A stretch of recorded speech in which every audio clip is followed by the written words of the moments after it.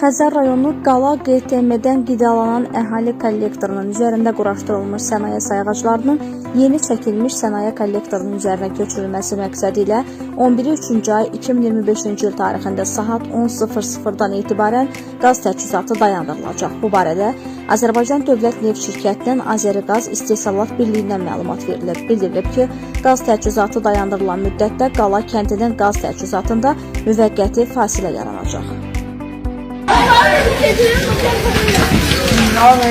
O bir şeyle kesilir, onu kesmek lazım.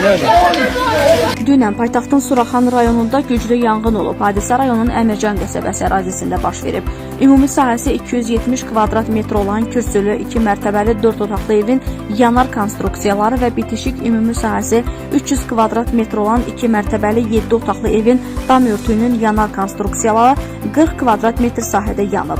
Evin qalan hissəsi və yaxınlıqdakı tikililər yanğından mühafizə olunub. Yanğından mühafizə bölmələri tərəfindən söndürülüb.